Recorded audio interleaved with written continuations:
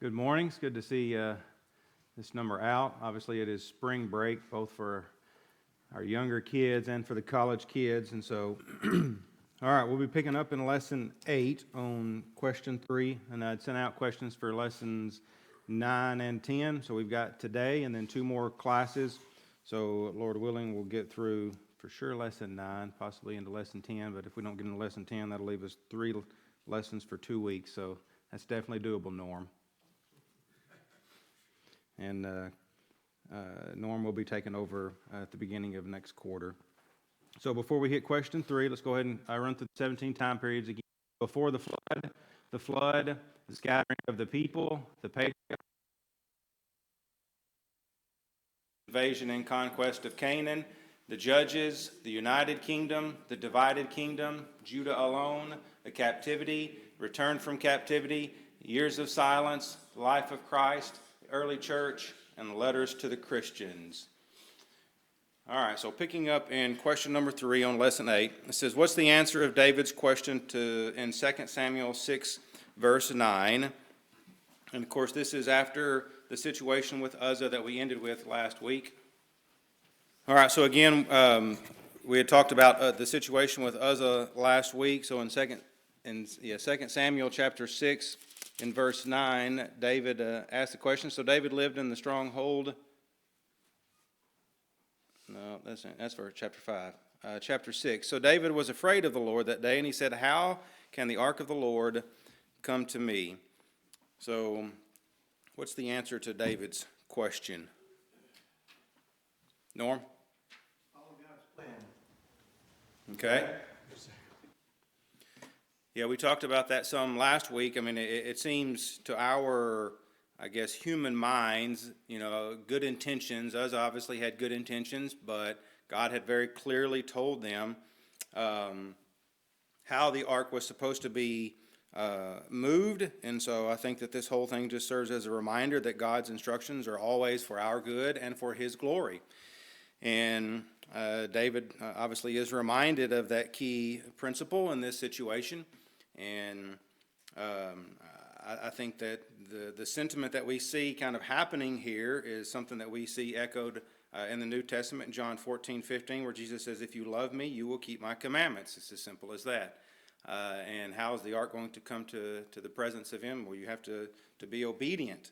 And so obviously it is a good question, one that reflects a heart that is desiring to honor God. Obviously, this is after a very difficult situation.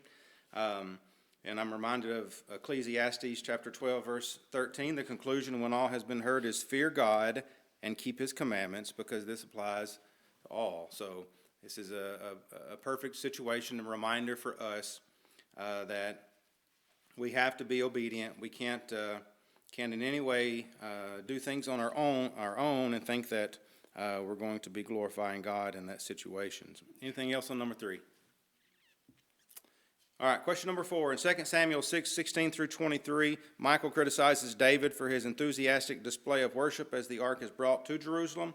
How does David's response to Michal reveal his understanding of true worship, and what can we learn from the contrast between David's heart and attitude to God and to worship, and Michal's heart and attitude? How does David's example challenge us in our own attitudes toward worship and praise? And so this is now after that situation. The ark is now making its way. David is obviously very excited. In 2 Samuel chapter 6 and verse 20, it says, but when David returned to bless his household, Michal, the daughter of Saul, came out to meet David and said, how the king of Israel distinguished himself today. He uncovered himself in the eyes of his servants. Maids as one of the foolish ones shamelessly uncovers himself. So what is she talking about there? What's Michal talking about? Did David literally take his clothes off and now he's showing his nakedness before the people? So what's happening here?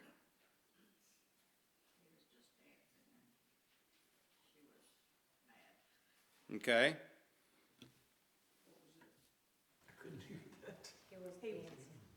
He was dancing.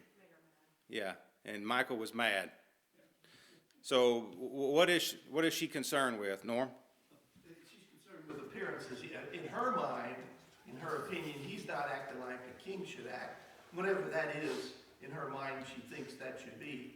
And so as a result, not meeting her expectations.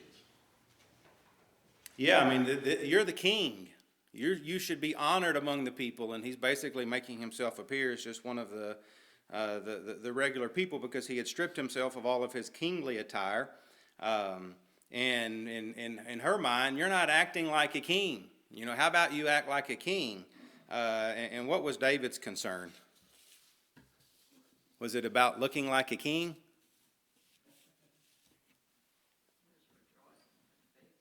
He's rejoicing with the people. Clarissa? Yeah, just showing zeal and honor for God. Yeah, I think when we see David's response in verses 21 and 22, his response is, my glory doesn't matter. I don't care about my honor. This is about glorifying God. And that is the most important thing because he's in the presence of the Lord. And when you are in the presence of the Lord, there's no room for honoring yourself. That's not what this is about. Drew? I was just going to say, compared to Saul, that's what Saul cared about, was the glory from the people. And I guess maybe that transferred to Michael a little bit. So. Yes, I agree. I think that there's probably a little bit of taste of Saul and Michael that we see here because that was something that Saul was very, very concerned about, was how he looked before the people. And yeah, it seems like that was kind of a trait that Michael had as well. And so David's enthusiastic display here of worship, it wasn't about he's trying to seek approval from men, but again, he is trying to honor God. And so his response is just such a stark contrast to what we see with Michael's response.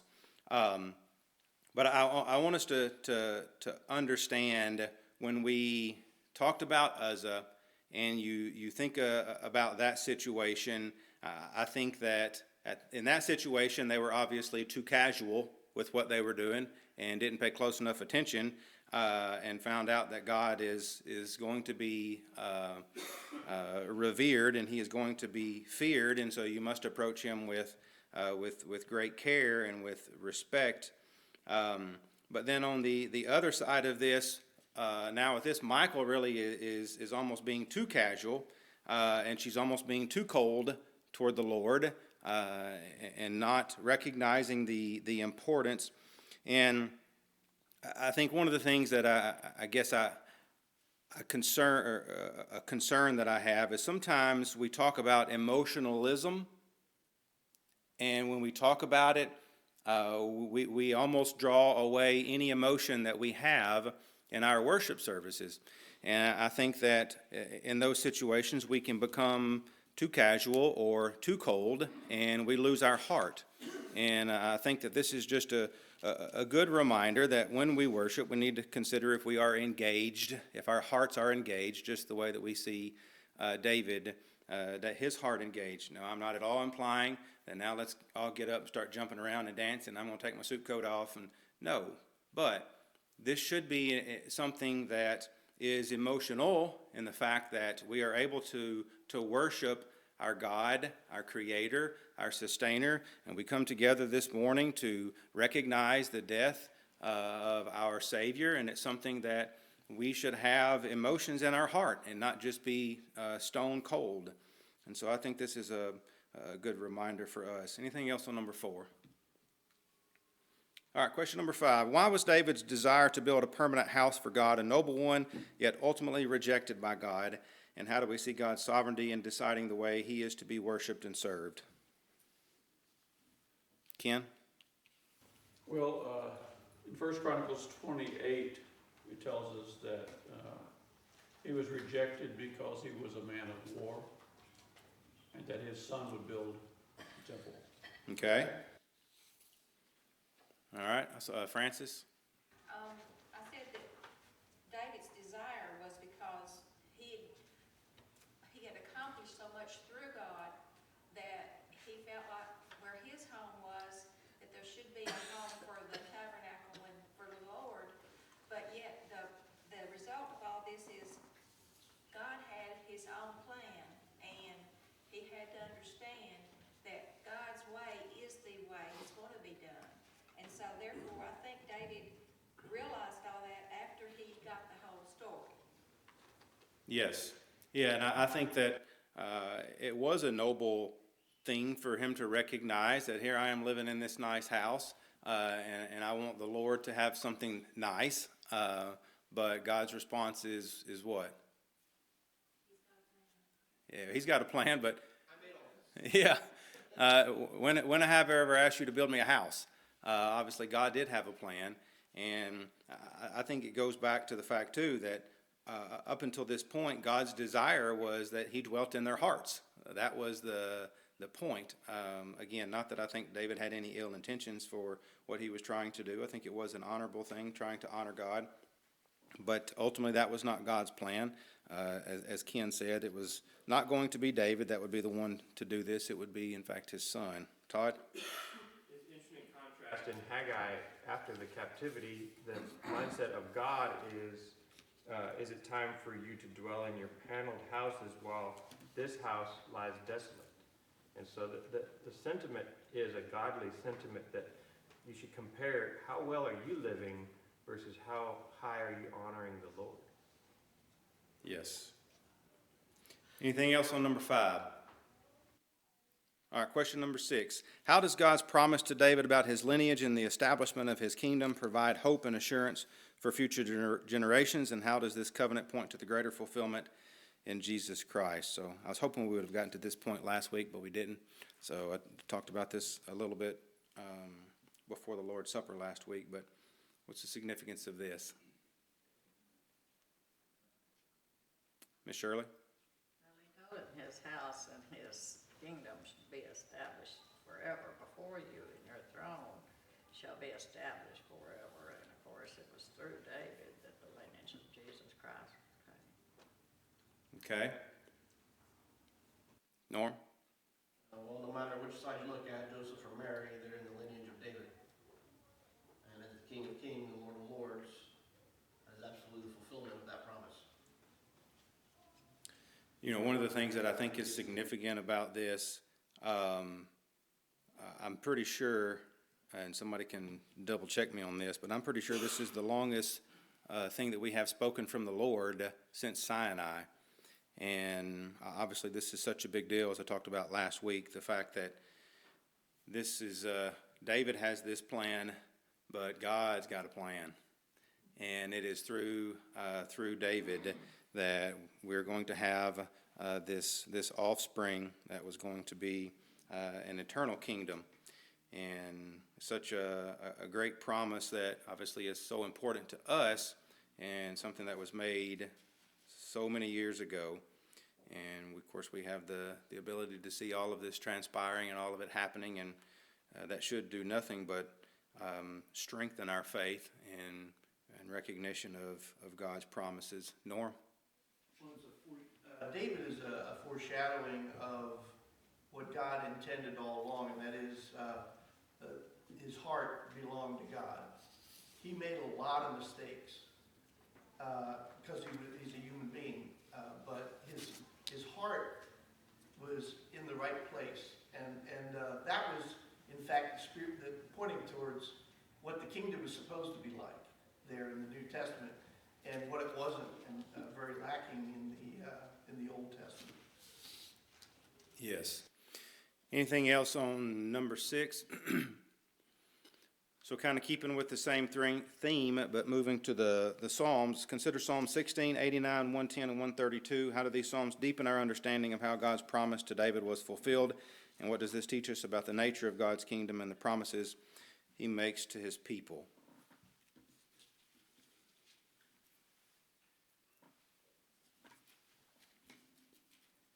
Norm? Well, God can be trusted to keep His promises is a major heading. Okay. So go ahead, Shannon. Throughout a lot of this, I figuratively sitting on my hands. I just, almost every sermon I've ever heard in a lot of my later years, 30, 40, I can say that, I've always gone to 1 John 1, 2, or 3 for various things, or multiple chapters, because you can apply it so much and tweak it to God's word. But that's just, even from the beginning, it's to God. It's God. So no matter what, how smart He makes us and how many abilities and this and that, it's always God. Yes. Yeah. And one of the things that I love about these Psalms is they're actually referenced multiple times in the New Testament. Obviously, we recognize in the Psalms that they are being applied to David, like Psalm 16, verse 10. It's initially referring to David, but then it's also a prophecy about Christ and his resurrection. And Peter affirms that over in Acts chapter 2 in verse 31. In Psalm 110, of course, speaking of David, Jesus quotes this psalm in Matthew 22, verse 44, pointing to himself as the fulfillment of David's Lord. There where it says, sit at my right hand until I make your enemies a footstool for your feet. And then we actually just talked about the way that Christ is a king and a high priest like Melchizedek. We talked about this last week with the college kids in Psalm 110 in verse 4, which is a role that is fulfilled by Christ, as we read about there in Hebrews chapter 7. Over in Revelations, it talks about Christ being the true son of David.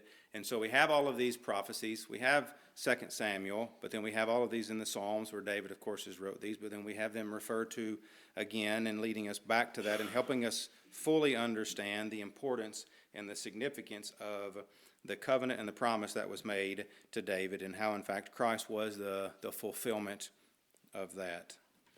Anything else on number 7? Go ahead, Todd. I like how Psalm 89, I wish we could look at all of it, but it's a maskil of Ethan the Ezrahite.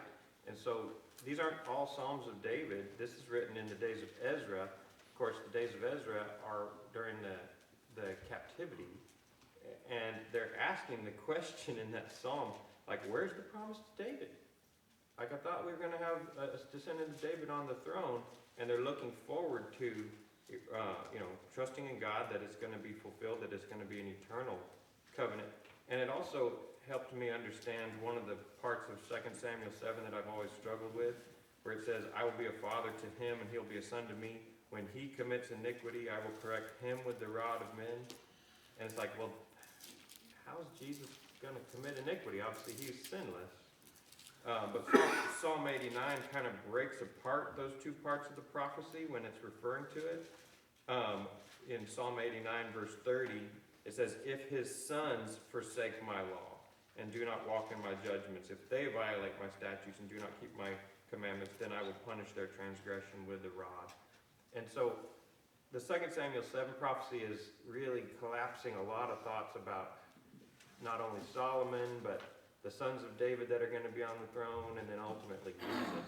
And yeah, there's a period where the sons of David are not all that faithful, and so Judah goes into captivity. But then he brings them back and gives them the Christ.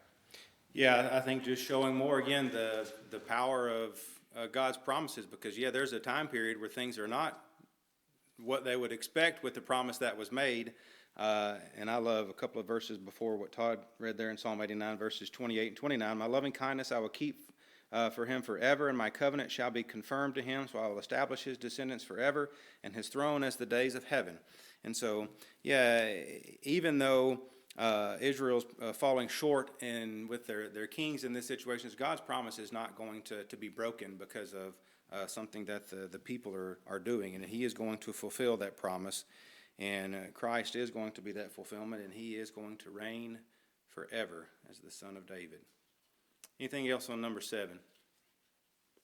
All right, number 8. What insights did David's prayer of gratitude reveal about his relationship with God, and what does it mean for us to recognize God's promises as David does in these passages?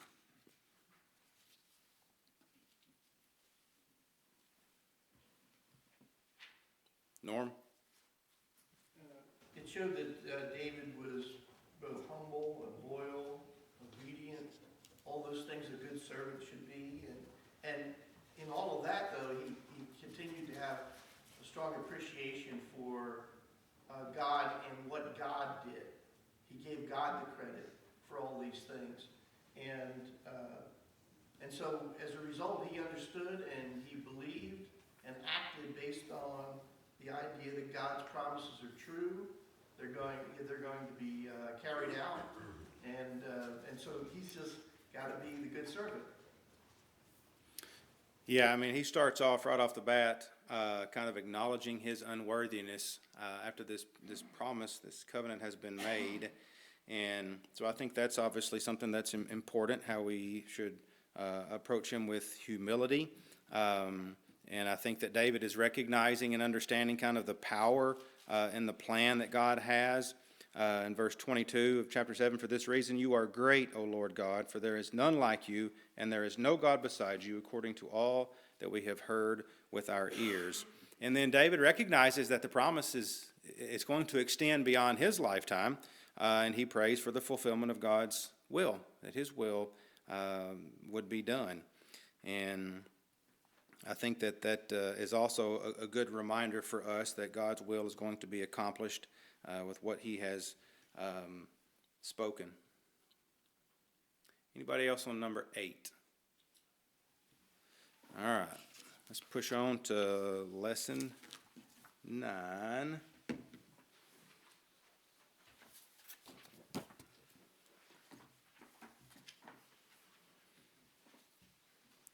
All right, lesson 9, question number 1. In 2 Samuel 8:15, David is described as administering justice and righteousness.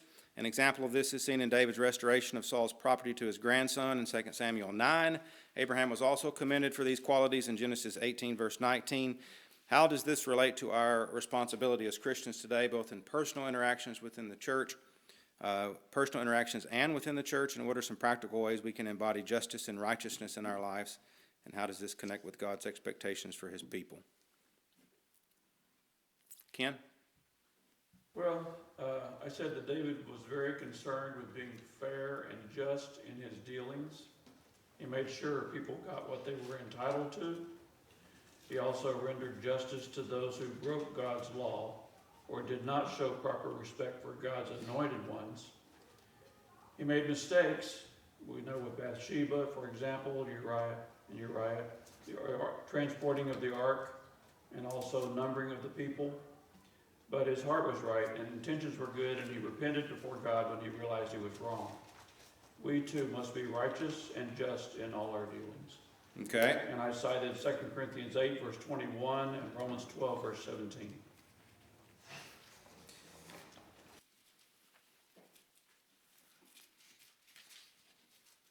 What were those passages again? 2 Corinthians 8, 21.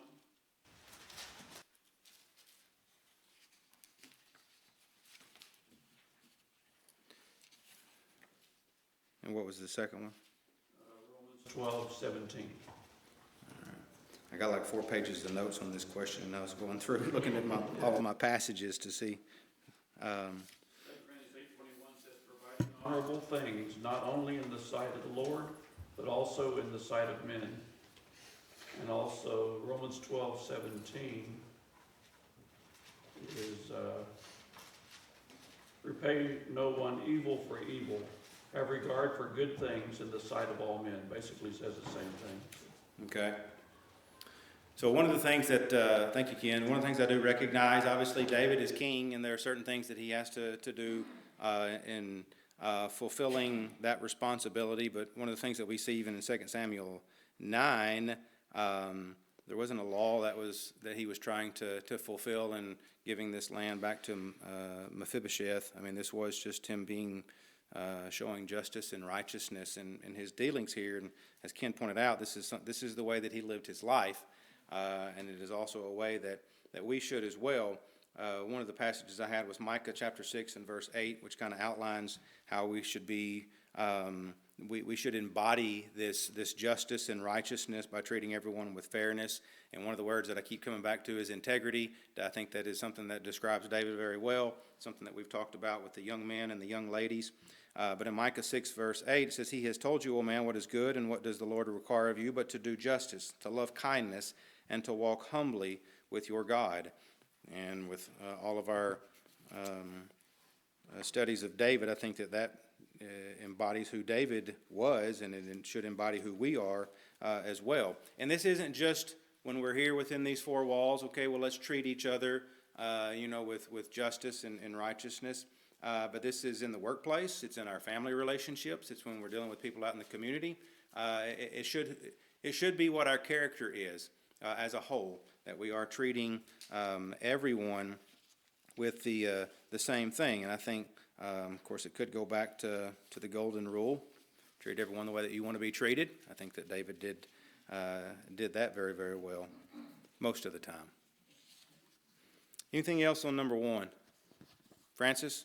Was there some sort of promise to David and Jonathan about their families, that one would take care of the other in case something was, that's what I was thinking more too, that he had responsibility because he had sort of told Jonathan and Jonathan told him, Yeah. I'll take care of you, take care of what, your people. Yes. Good point. Anything else on number 1? Go ahead, Lena. Also, besides the golden rule, it's the things that Jesus preached. If somebody asks you to walk a mile, walk twice. If somebody asks for a shirt, give them your jacket. He always wants to give more, not just whatever people are due, but extra. Yes. Norm? The best way I ever heard it talked about was doing things right. Doing it the right thing for the right reason, with the right heart. And that's right. And if you get any of that balance off, God's not going to be happy. That's right cubed, not right squared. You'll be a hypocrite or something else worse. Yeah. All right, question number 2. How did David initially respond to the death of the Ammonite king in 2 Samuel 10 and 1 Chronicles 19, and what does this reveal about his character? How could the diplomatic misunderstanding have been avoided, and what lessons can we learn about handling offenses and making decisions based on facts rather than suspicion? So what's David's initial reaction to what took place, to the death? April? David wants to show kindness and console the family, but the Ammonite princes really jumped to an inaccurate conclusion. We need to proceed carefully before assuming the worst. Yeah, I mean, it was talking about, justice and righteousness. I think he was honestly trying to send his condolences to the new king, Hanun, and I think that Hanun received some pretty bad counsel from his advisors, which is obviously a problem, and obviously it resulted in some bad things here because of just really a total misunderstanding and poor counsel. And so something that we definitely have to be mindful with of how we handle these situations, and oftentimes we want to jump to conclusions, kind of like they did here. And I think that we should be people who thinks the best instead of thinking the worst of people. Did I see another hand? So I think that we need to seek understanding, as fully as we can. Proverbs 18:17 says, "The first to plead his case seems right until another comes and examines him." So we should be careful that we hear and understand, again, before we make pass judgment. And then we should be responding with patience and with wisdom. Proverbs 15:1 says, "A gentle answer turns away wrath, but a harsh word stirs up anger." But what do you take away from, I just have it listed here, what do you take away from the beards?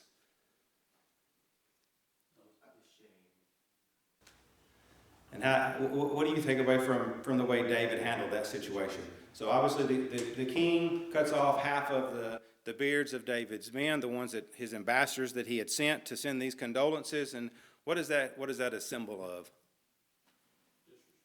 Total disrespect. They were dishonored amongst the people. I've seen some pictures of people with half their beard shaved off. Obviously, it doesn't look good, but back in this day, this was a major show of dishonor and disrespect. And so, what do we take away from how David handled those men? Francis? He didn't want them to be a show. He made sure that they didn't go out into the public until their beard was restored. Okay. Yeah, I think that it shows a little bit of compassion there. I mean, obviously they were fixing to go to war, and these were some of his men, but he shows a little bit of understanding and care for the situation, and doesn't want them to continue to be dishonored and disrespected because of the way that they looked with half of their beards shaven. Anything else on number 2? Sorry, I had to throw that one in there. Todd? It's interesting that the Arameans, who are the Syrians, it says the very last verse of the chapter, they feared to help the sons of Ammon anymore. And it's kind of, I think these stories are inserted because it shows how David's subduing all the surrounding nations. And so Syria, which, it talks about beyond the river in verse 16, that's the Euphrates. And that was the promised land, the extent of the promised land would go unto the river, which is always a reference to the Euphrates. And so David's now establishing control of the land all the way up to the Euphrates River, which was part of God's promise. Yeah. It's interesting after some of this transpired, and the king's like, oh man, boy, I messed up. Little too late to figure that out, though. Question number 3. So in 1 Chronicles, in your questions I have listed chapter 18. It's actually chapter 19. Hopefully everybody recognized that. But in 1 Chronicles 19, 12 through 13, Joab and Abishai make a pact to help each other in battle. How can we apply this principle of mutual aid and encouragement to build stronger relationships and to help in dealing with our struggles with faith and life? Also in times of struggle and uncertainty, how can we demonstrate similar trust in God's sovereignty over our lives?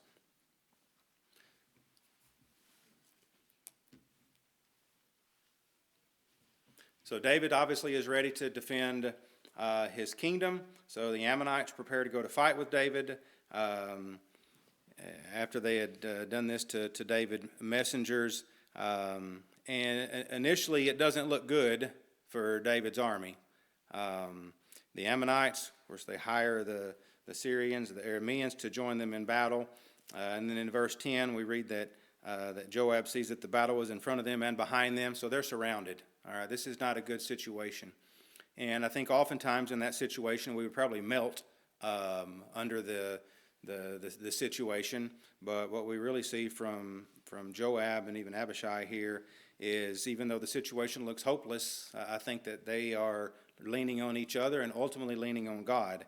And in 1 Chronicles chapter 19, beginning in verse 10, it says, Now when Joab saw that the battle was set against him in front and in the rear, he selected from all the choice men of Israel, and they arrayed themselves against the Arameans. But the remainder of the people he placed in the hand of Abishai his brother, and they arrayed themselves against the sons of Ammon. He said, If the Arameans are too strong for me, then you shall help me. But if the sons of Ammon are too strong for you, then I will help you. Be strong, and let us show ourselves courageous for the sake of our people and for the cities of our God, and may the Lord do what is good in his sight. Such an amazing passage, especially there in verses 12 and 13. And how can we use that in our own relationships? I mean, they're literally looking at each other, and it's like, look, if things get real bad for you, I'm going to be there to help you. If things get real bad for me, I need you there to help me. But regardless, the Lord is going to be with us. Norm? This reminds me of Paul's principle that he brings out on giving in the New Testament, where the idea of you, thank you for giving right now, and you have this resources to give to these that are in need, and there will come a time when this could be switched around, and you're the one that's in need, and they're prospering, and they give the resources to you. So it's the idea of using what you have to the best of your ability, and when you're in a brotherhood like this, with the trusting that the other person, when they have the resources to be able to help you, they'll help you, and you'll do the same if the situation is reversed. Yes. So this obviously can apply to us. Obviously, it should apply to us spiritually, in that we are able to encourage one another and help one another in times of weakness. But this is also just as important in our earthly lives, because we're all at various times going to go through oftentimes what may be very serious and difficult struggles.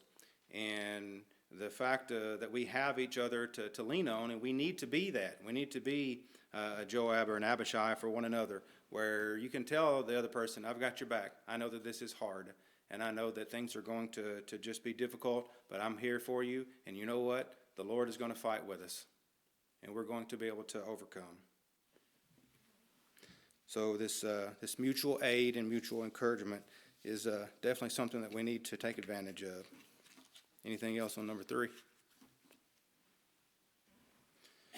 Number 4, David's actions in 2 Samuel 11 show how he placed himself in a vulnerable position that led to temptation. What are some practical steps we can take to avoid situations where we might be tempted to sin? And how can we apply the principles of making no provision for the flesh, Romans 13, verse 14, and maintaining a spiritual mindset, Romans 8, 6 through 8, to protect ourselves from falling into sin?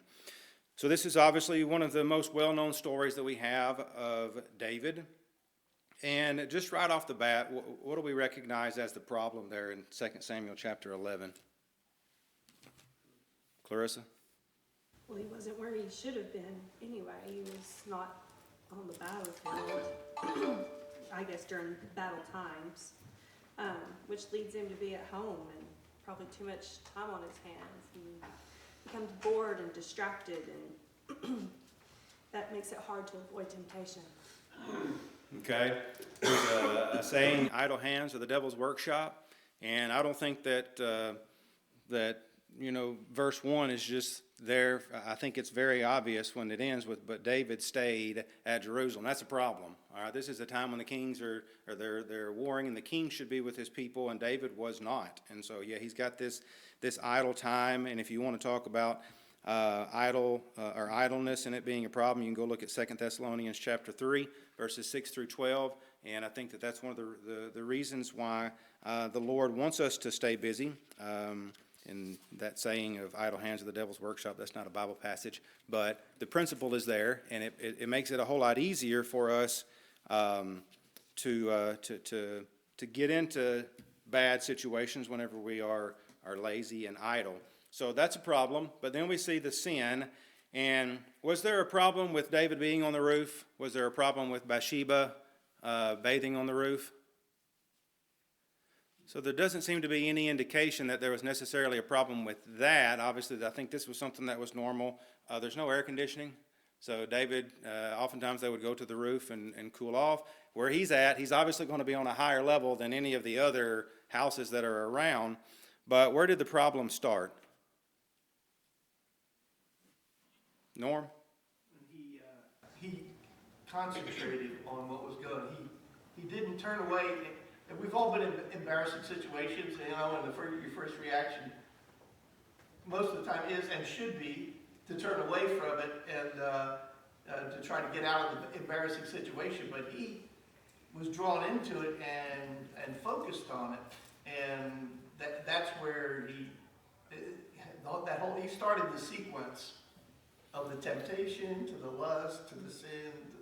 So yes, he had opportunity to, okay, this happened, turn away, get off the roof, but not only does he not do that, he even takes it a step further. Oh, now I'm going to inquire about her, and I think that now is another opportunity. If you look at the answer to verse 3, well, she's the daughter of Eliam and the wife of Uriah. Okay, you already taken it too far, but now it's another kind of a flashing red light. This is the daughter of someone and the wife of someone. Stop. No.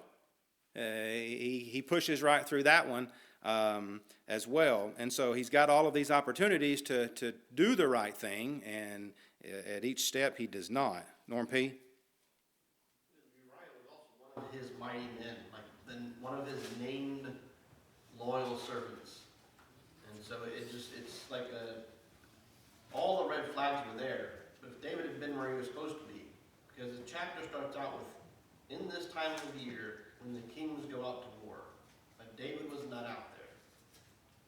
And he was the king. So that's kind of where it starts, is he wasn't doing what he was supposed to be doing. And that got him into trouble. And that's usually when we get into trouble. When we're doing something that we're not supposed to be doing, even if it's not necessarily wrong,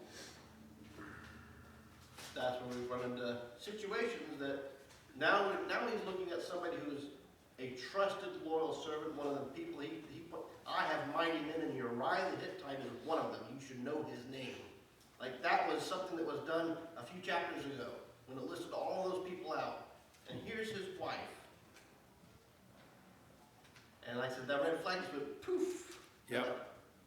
So staying active, staying focused on our purpose. Of course, 1 Timothy 5, verse 8 gives us a good understanding of who Satan is and how he is prowling around like a roaring lion. And so we have to stay mindful, staying focused on God's work. And then I think that also we need to recognize that we need to avoid compromising situations. Again, we can put ourselves in bad situations where it makes it much harder for us to avoid temptation. And so anything that we can do to avoid those situations, we should do. In Psalm 101, verse 3, it says, I will set no worthless thing before my eyes. So don't put yourself in a situation where you're going to be tempted to sin. So what about Romans 13:14, making no provision for the flesh? How can we do that?